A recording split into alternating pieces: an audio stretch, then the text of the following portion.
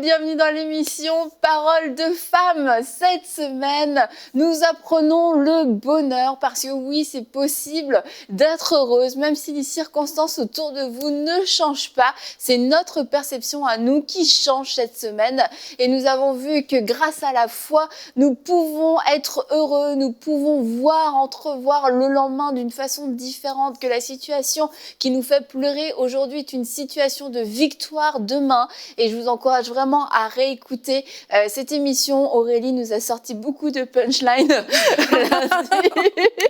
On a vu aussi que la puissance de la louange et de la reconnaissance et aussi hier du contentement qui nous fait réaliser ce qu'on a aujourd'hui et arrêter de mépriser des choses que Dieu nous donne, des choses qui sont bonnes. Et finalement, on va se rendre compte qu'on est plein, on est déjà comblé, on a déjà tellement de choses.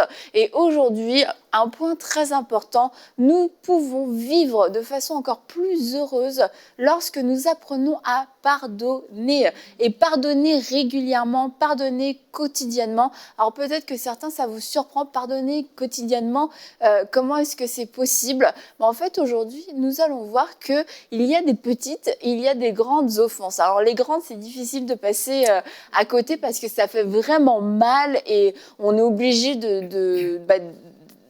d'accepter que oui, on a été blessé, mais les petites offenses, plusieurs personnes peuvent considérer ça comme les petits bobos de la vie, les petites altercations, les petites choses, ça sert à rien d'en faire tout un plat, mais s'il y a eu offense, il y a besoin d'avoir pardon. Et pas cette semaine, mais aujourd'hui, nous allons vraiment prendre le temps de laver nos cœurs et de nous assurer que notre cœur est entièrement pur, qu'il est libre de toute offense. Et c'est un luxe que beaucoup de gens aimeraient avoir dans le monde.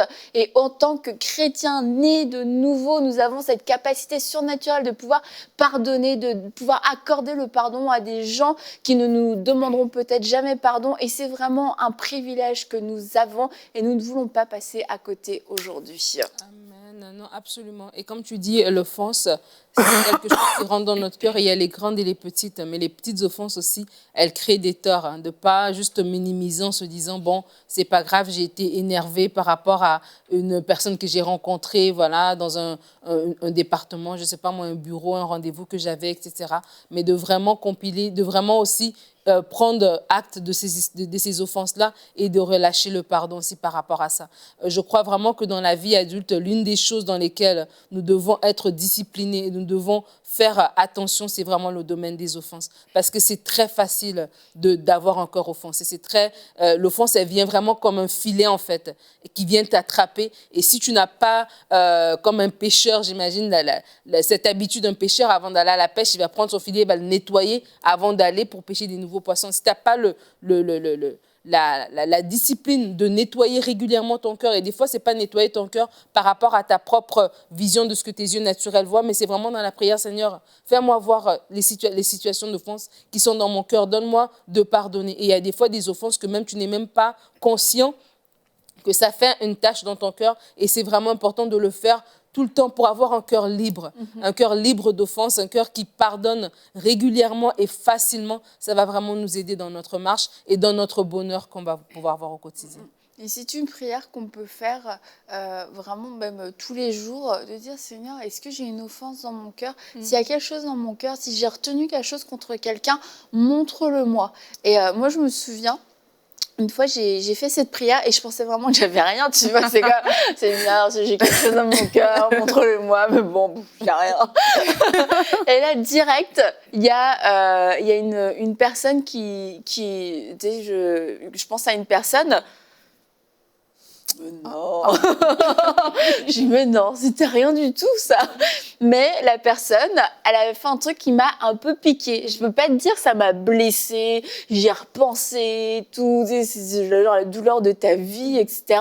Franchement, non. Mais ça m'avait quand même piqué. Et là, quand je fais cette prière, je pense à cette personne, je me dis, non, sur le coup, pour être honnête, je me dis, non, c'est rien.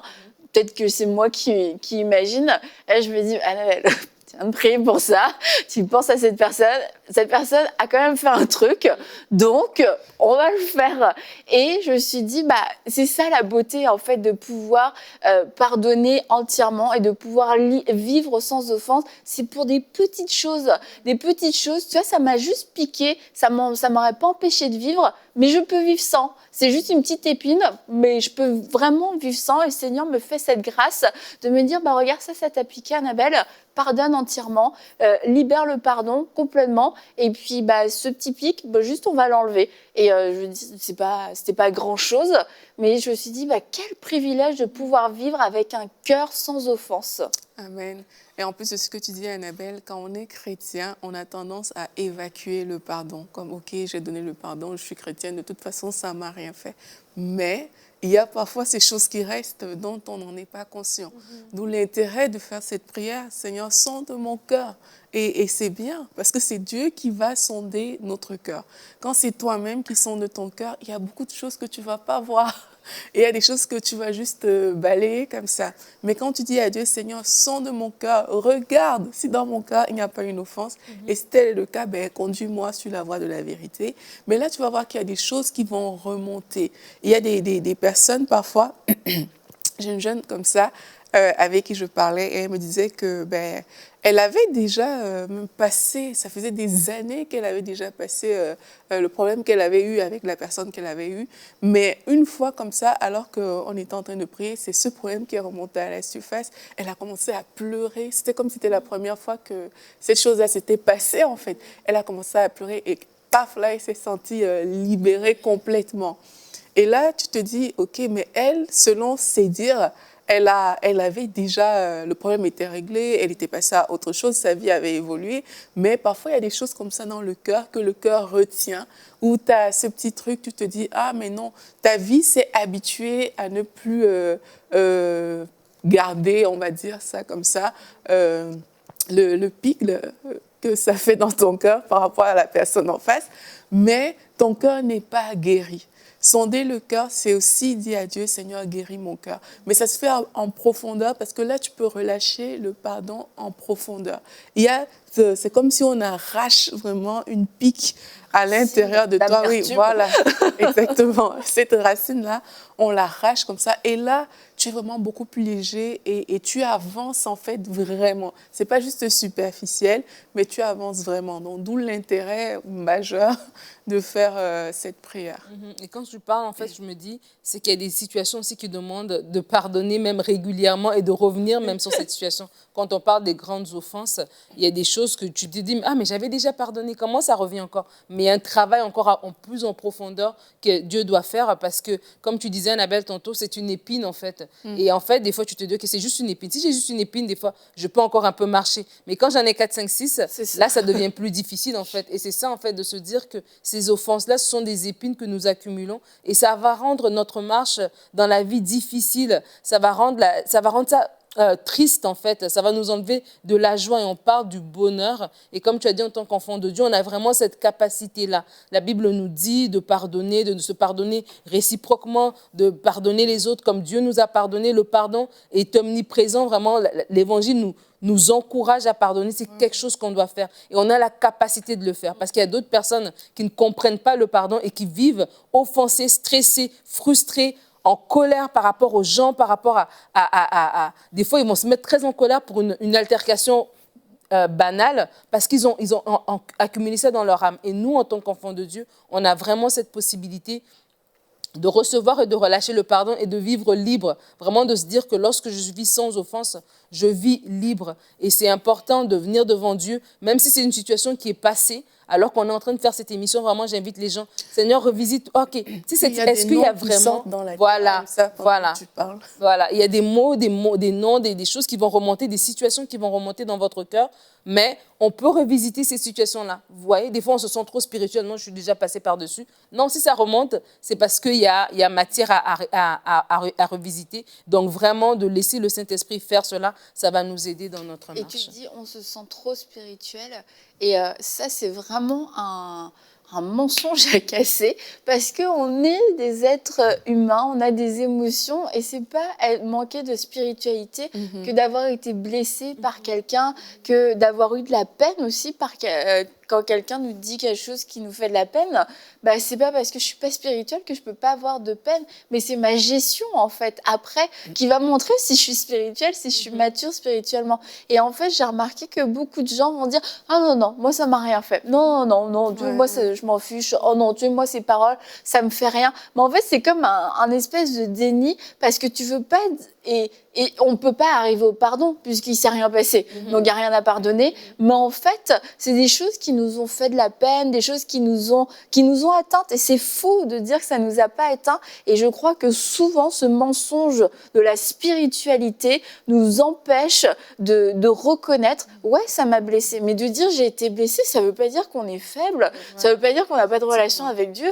Ça veut juste dire « Excuse-moi, j'ai un cœur. » Mais c'est vraiment... Et j'insiste pour ça, c'est la gestion de la blessure qui va démontrer votre niveau spirituel, votre maturité spirituelle. Si on doit vraiment débattre sur ce sujet, c'est pas le point. Mais beaucoup de gens refusent de reconnaître une blessure, refusent de reconnaître une offense. Et la réponse la plus spirituelle qu'on a l'impression de pouvoir donner, c'est « Ah non, moi ça m'a rien fait. Non, non, moi je m'en fiche. Oh non, tu sais, moi, j'ai l'habitude. » J'ai l'habitude, en fait, déjà, ça fait peur. C'est clair. Donc, c'est peut-être le signe, si tu as l'habitude, il y a peut-être un travail à faire et se dire, c'est pas un manque de spiritualité que de relâcher, d'avoir besoin de pardonner. Au contraire, Aurélie nous l'a dit dans une autre série, celui qui demande pardon et celui qui pardonne, du coup, est le plus grand. C'est vrai. C'est pas un aveu comme de faiblesse que ça. De dire que ton cœur a été affecté, mais au contraire, c'est aussi comme ça que tu démontres ta force parce que lui, ton cœur a été affecté, mais tu prends assez de la hauteur pour justement relâcher le pardon si tu as été offensé. Et choisir justement de faire le déni, comme tu as dit, mais c'est choisir de ne pas traiter la question. C'est aussi choisir quelque part d'être encore offensé. Parce que parfois, on garde des choses... En cachette. C'est ça, on garde des choses comme ça. Et puis, tu prends, mais plus il y a des choses négatives en toi, plus elles vont ressortir un jour ou l'autre. Elles vont finir par ressortir.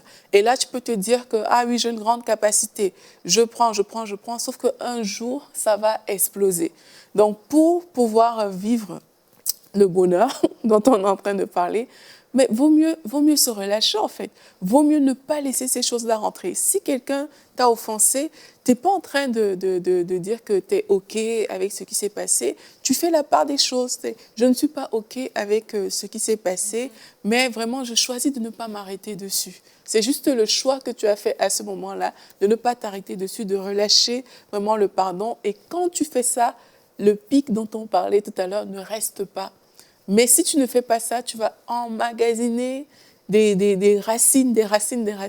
Et après, pour sortir de l'offense, parce que là, on est en train de dire qu'il faut sortir rapidement de l'offense. Pour sortir rapidement, ce sera trop dur. Parce que tu auras un stock que tu as emmagasiné, en fait. Et pour déraciner, ça va prendre trop de temps. Alors que si tu avais appris à reconnaître quand la situation s'est présentée, à ne pas vouloir te voiler derrière la spiritualité, si tu avais juste appris à reconnaître que là, vraiment, mon cœur a été affecté, mais je relâche, ça n'aurait pas créé toutes ces racines-là empilées les unes sur les autres. Il n'y a aucune fierté à pouvoir se dire « Ah, moi, je peux encaisser toutes les offenses. Vraiment, je peux toutes les encaisser. Je peux toutes les garder. J'ai un bac et tout. » Il n'y a pas vraiment de fierté à avoir là-dedans. Et c'est une forme d'orgueil de ne pas vouloir le reconnaître. Et ça demande de l'humilité, oui, de dire au Seigneur, d'ouvrir son cœur et de dire « Seigneur, regarde mon cœur. Il a été meurtri par telle et telle chose. » Peut-être que meurtri, c'est des mots qui sont forts quand c'est juste la question caissière qui t'a tapé sur les nerfs, mais que quand même, elle t'a assez tapé sur les nerfs pour que t'en parles toute la soirée chez toi, tu vois. Elle est devenue la personne la plus importante de ta vie pendant 2 heures. Donc peut-être que oui, ça t'a fait un effet et ça demande de l'humilité de dire, ouais, non, mais c'est vrai, elle m'a vraiment tapé sur les nerfs. Et Seigneur, avec humilité et peut-être avec un peu de honte, je viens te dire, j'ai besoin de pardonner la caissière. Alors je lui pardonne, enlève toute forme de racine d'offense ou d'amertume pour un truc peut-être aussi bête, mais c'est utile. C'est utile. En plus, c'est toi que tu es en train de libérer. Hein, parce qu'il y a des personnes qui, justement, elle a fait tellement de mal. Tu penses que tu retiens cette personne-là, le fait d'être fâchée, de ne pas relâcher le pardon. Tu penses que c'est la cause, c'est cette personne. Mais en fait, quand tu relâches le pardon, c'est toi que tu es en train de libérer. C'est ton cœur que tu es en train d'apaiser. C'est toi que tu es en train de rendre heureux. C'est pas la caissière qui t'a énervé à ce moment-là. Et parfois, c'est ça qu'il faut comprendre. C'est ça qui te permet de tourner la page. Parce que si tu n'as pas fait ça, la prochaine fois que tu vas aller dans le magasin, tu vas chercher la caissière en question, au moins du regard. Tu vas vérifier, est-ce qu'elle est bien là aujourd'hui, cette femme-là? Même fois, tu peux même changer de magasin tellement tu ne veux plus la voir. Et imagine, t'imagines cette imagine ce que tu fais à ta vie. Tu vois, c'est que tu te permets plus d'aller dans un magasin à cause d'une inconnue, quoi, de quelqu'un que tu connaissais pas avant. Donc, tu es comme lié toi-même parce que tu as refusé de relâcher le pardon.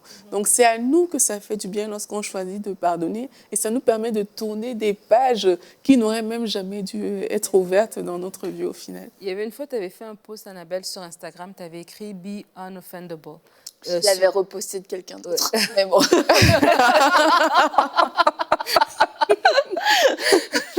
Et vraiment, ça m'avait vraiment touché ce post-là et je l'ai repartagé il y a quelques semaines. En fait, je crois que dans la vie, justement, on parle de pardonner, l'art du bonheur, et d'arriver à ce point où on est, je ne sais pas comment le traduire en français, mais en fait, on est inoffensable. On est inoffensable. C'est fort, ça. Ça veut dire, en fait, qu'on arrive à un point dans la vie où on change même notre regard par rapport aux choses. J'avais raconté, il y a quelques temps, j'étais allée à 2 reprises, peut-être le vendredi et le dimanche, ou le samedi, bref, à 2 endroits différents. Et parce qu'il y avait, à cause des mesures, je trouvais que les personnes, ça faisait 3 fois en fait. J'allais dans des plages, j'allais refaire mon permis, j'allais à 2 endroits. Et à cause des mesures, je trouvais que les gens, ils réagissaient de façon démesurée. Et ça m'énervait. Et à la 3e fois, j'étais énervée, je suis revenue, j'en ai même parlé aussi. Et pendant qu'on est en train de faire l'émission, ce souvenir remonte dans mon cœur. Et là, qu'est-ce qui se passe? Est-ce qu'on doit prier pour toi? En fait, et c'est que je te disais, en fait, je me suis mis à la place de ces personnes-là. Je me dis, oh, mais c'est vrai. En fait, ils sont anxieuses, elles souffrent, elles n'arrivent pas à gérer. Donc, du coup, même les règles, tout ça, c'est tout mélangé. C'est logique, c'est plus logique, en fait. Et au lieu d'être frustrée puis de dire le service est lent, le service n'est pas logique, j'ai compassion pour eux, en fait, qui doivent recevoir des étrangers à longueur de journée. Comment elles vivent ça? Et je crois que lorsqu'on arrive à un point où est-ce qu'on est inoffensable, c'est qu'en fait, il y a des situations dans lesquelles tu aurais réagi très fortement parce que peut-être tu es centré sur toi-même, tu l'aurais pris, tu aurais été susceptible par rapport à comment ça t'a dérangé, comment la caissière t'a parlé, etc. Mais après, quand tu arrives à ce point d'inoffensable, c'est que tu te dis, tu te mets à sa place, tu prends vraiment de la hauteur, tu n'es plus susceptible sur certaines choses. Il y a vraiment ces petites offenses de la vie de tous les jours qui ne te prennent plus. Et quand même une grande offense peut arriver, il y a vraiment comme une autre façon d'aborder les choses, une autre façon de regarder la situation, de la regarder dans un autre angle. Et je crois vraiment que arriver à être inoffensable, c'est vraiment l'art du bonheur parce que c'est vrai que, franchement, je me suis dit, ça m'a énervé, j'en ai parlé. Et voilà, j'ai perdu, comme tu dis, je me suis fait voler 1 heure de ma soirée pour en parler. Mais vraiment, si on arrive à ce point-là, il y a des temps qu'on ne va pas perdre. Condamnation pour toi. Merci. Mais en fait, par rapport à ce que tu dis, il faut apprendre à trouver des excuses aux gens. Parce que on peut, c'est vrai. C'est pas drôle. Je prends le cas où, je sais pas, tu entres dans un bus, on va dire, si quelqu'un je sais pas, te piétine fortement et puis passe et ne s'excuse pas, tu auras tendance à t'énerver. Mais si tu te retournes, tu vois que cette personne est aveugle. Ah, ok. Là, tu vas voir, non, c'est vrai, tu vas voir que, mais le truc que tu allais déclencher parce que tu n'avais pas cette information, tu ne vas pas le faire. Ouais. Parce qu'il y a une excuse pour toi assez forte qui te permet de dire, cette personne, je comprends qu'elle ait fait ça. Or, trop souvent dans la vie, justement, on est prompt à paf, à balancer, mais parce qu'on ne sait pas trouver des excuses aux gens, parce qu'à nos yeux, on ne voit rien d'excusable. Mais réussir à être quelqu'un qui ne succombe plus à l'offense, c'est réussir toujours à trouver une excuse. C'est rester comme ça et toujours dire à Dieu, cette personne ne sait pas ce qu'elle fait quand la personne fait quelque chose de mal. Et c'est une attitude comme à développer. Là, et c'est un exemple d'ailleurs que Jésus a montré, Étienne aussi l'a fait, c'est que normalement, dans la situation, il n'y a rien on est en train de te lapider là. Donc, il n'y a rien qui doit dire, pour te faire dire, ces personnes ne savent pas ce qu'elles font. Mais la hauteur est tellement grande, comme tu disais, de prendre la hauteur, que même malgré l'évidence du mal, il réussit à dire à Dieu, en fait, ils ne savent pas. En d'autres termes, il disait, Seigneur, s'ils savaient, ils n'auraient pas fait ça. Si cette personne savait que ce n'était pas correct, elle n'aurait pas fait ça. Donc, pour être des personnes qui ne succombent plus vite à l'offense, parfois, c'est juste de trouver ces excuses-là. Il a fallu que toi, tu te mettes à la place de ces personnes-là.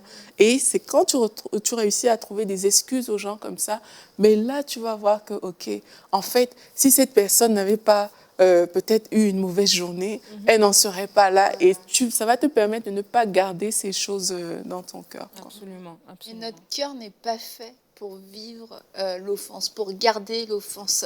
Notre cœur n'est pas fait pour ça. Et il est juste pas fait pour ça, en fait. Et lui imposer des offenses et laisser des offenses prendre racine et créer des racines d'amertume, et on sait qu'ils produisent des rejetons, etc. à leur tour. En fait, c'est ne pas être de bons gestionnaires de notre cœur. Si il y avait le mode d'emploi de notre cœur, ce serait surtout, comme il y a des choses, surtout ne pas mettre près d'une source de chaleur, ne pas mettre au micro, ne pas mettre au lave-vaisselle. Bah, en fait, il y a des choses, si tu veux bien en prendre soin, bah, tu vas suivre ce mode d'emploi parce que tu sais que ça va l'abîmer, tu sais que ça va altérer ton produit.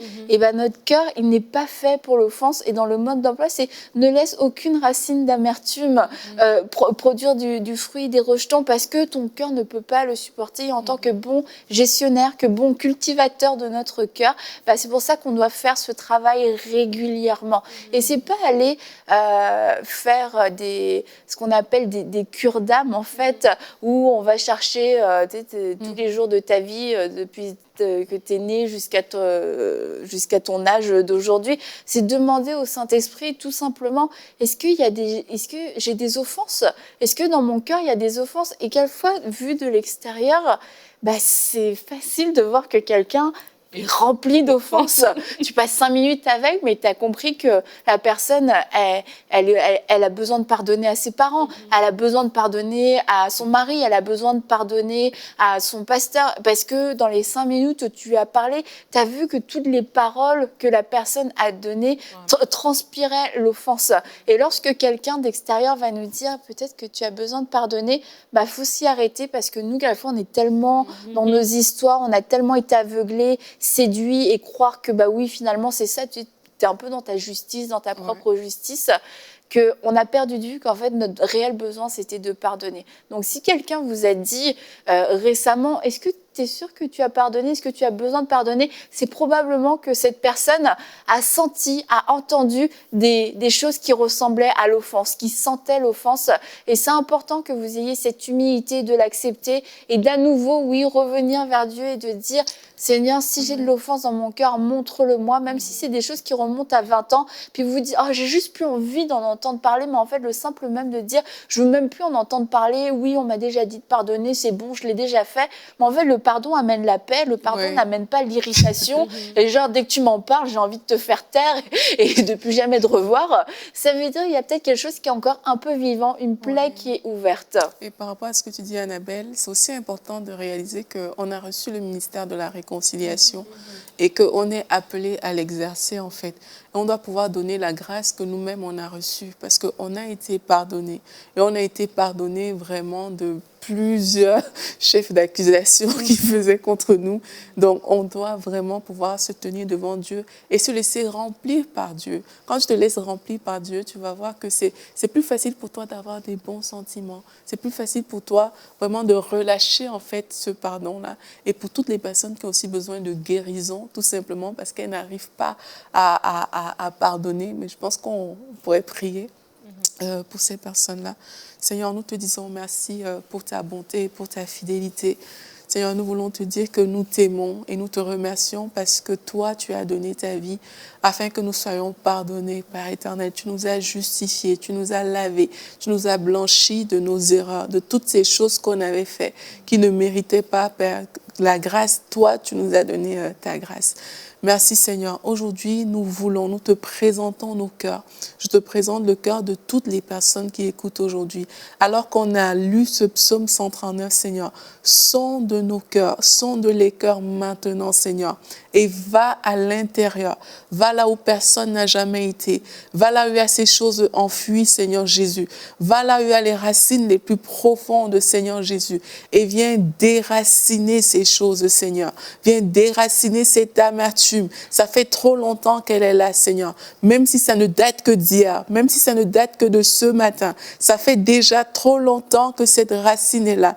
Alors viens déraciner ces choses, Seigneur Jésus. Je te présente ces personnes qui sont chez elles. Tu leur as montré des personnes à qui pardonner. Tu as mis le doigt dessus. Maintenant, je vous encourage à relâcher ces personnes. Alors qu'on est en train de prier, dites le nom de la personne que vous avez à cœur, le nom de cette personne qui est apparue alors qu'on faisait cette émission et relâchez cette personne maintenant dans la prière. Seigneur, nous relâchons ces frères, nous relâchons ces sœurs, nous relâchons ces personnes qui nous ont fait du mal. Ces personnes, Père éternel, qui peut-être sans le savoir ont agi et ça nous a fait du mal. Nous choisissons de relâcher aujourd'hui au nom de Jésus-Christ. Cher Saint-Esprit, alors que mes frères font ces prières, alors que mes sœurs la font, je prie afin que tu remplisses les cœurs maintenant. Remplis les cœurs de ta joie, remplis les cœurs de ta vie, que les cœurs soient libérés, qu'ils soient relâchés maintenant, que la paix de Dieu qui surpasse toute intelligence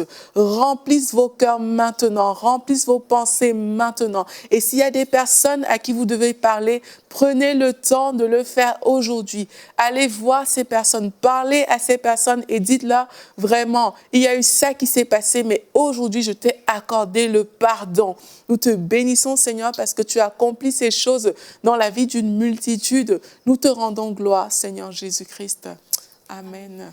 Alléluia. Et alors que certains d'entre vous, vous êtes en train de relâcher, de relâcher les offenses, les racines de l'amertume sont en train de disparaître. Et c'est des racines qui avaient encerclé des organes de votre corps, qui avaient encerclé des reins, qui avaient encerclé un foie. Et ces racines d'amertume, c'est ce qui vous rendait malade. Et alors que vous relâchez l'offense, ces organes sont libérés, la santé revient, la guérison arrive dans votre corps parce que ces racines c'est ces racines qui vous avaient rendu malade.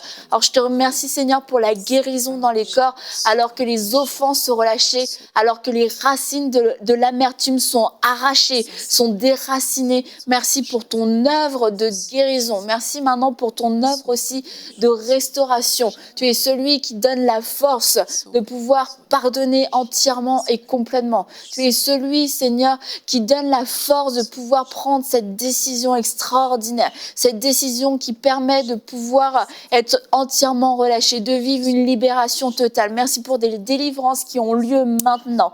Oui, merci pour les délivrances dans les cœurs, les délivrances dans les corps. Merci pour les délivrances, Seigneur, les délivrances alors que ces personnes relâchent l'offense, alors que ta présence est sur elles, que ta présence est sur elles maintenant. Oui, elles relâchent cette offense. Elles acceptent de relâcher l'offense. À toi soit toute la gloire, parce que c'est toi, Seigneur, qui mets en nous le vouloir et le faire. Merci, Seigneur. Merci pour ce temps dans ta présence, ce temps de libération, ce temps de guérison, ce temps de libération, ce temps de guérison. Merci, Seigneur. À lui soit toute la gloire. Et on va se retrouver demain pour une prochaine émission de Paroles de Femmes.